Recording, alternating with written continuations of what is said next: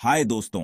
आज मैं आपको एक ऐसी कहानी सुनाने जा रहा हूं जो आपके रोंगटे खड़े कर देगी और आपको सोचने पर मजबूर कर देगी कि क्या सच में ऐसी चीजें हो सकती हैं।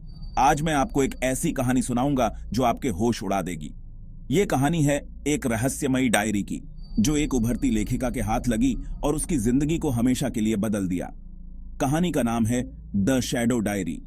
ये कहानी आपको एक ऐसी दुनिया में ले जाएगी जहां हर कोने में डर और रहस्य छिपा हुआ है। ये कहानी है एक उभरती लेखिका की, जिसने एक पुरानी सी किताबों की दुकान में एक रहस्यमयी डायरी खोज निकाली।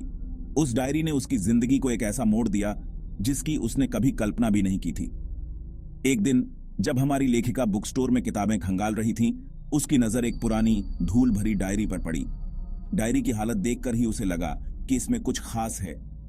कुछ ज्यादा सोचे बिना उसने वो डायरी खरीद ली और घर ले आई।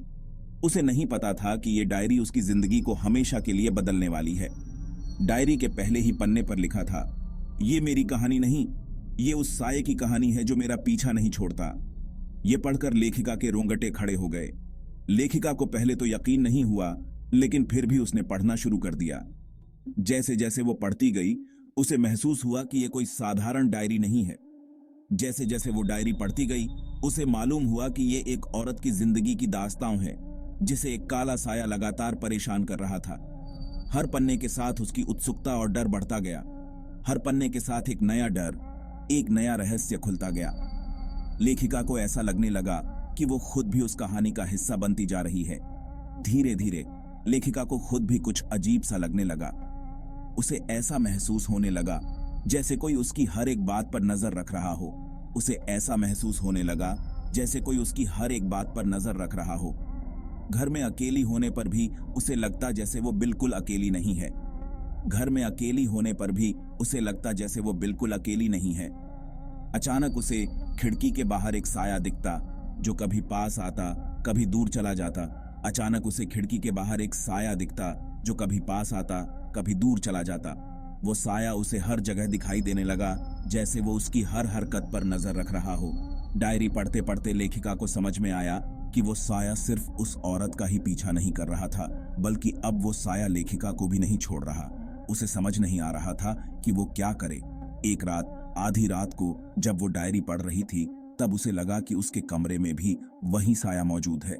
उसने डर के मारे डायरी बंद कर दी, लेकिन तब तक बहुत देर हो चुकी थी। डर के मारे उसने डायरी बंद कर दी, लेकिन तब तक बहुत देर हो चुकी थी। वो साया अब उसका भी पीछा कर रहा था। उसे समझ नहीं आ रहा था कि वो कैसे इस मुसीबत से छुटकारा पाए।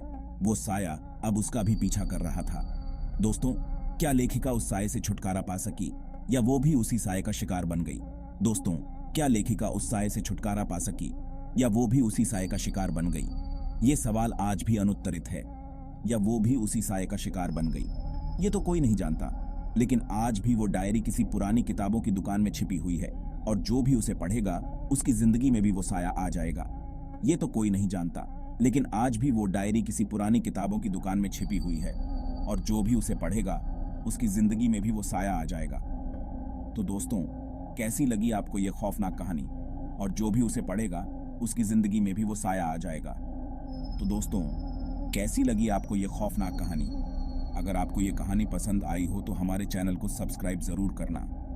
तो दोस्तों, कैसी लगी आपको ये खौफनाक कहानी?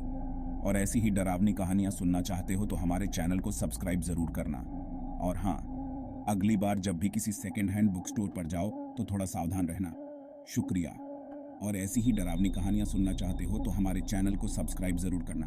और हाँ, अगली बार जब भी किसी सेकेंड हैंड बुक स्टोर पर जाओ तो थोड़ा सावधान रहना। शुक्रिया। और हाँ, अगली बार जब भी किसी सेकेंड हैंड बुक स्टोर पर जाओ तो थोड़ा सावधान रहना। शुक्रिया।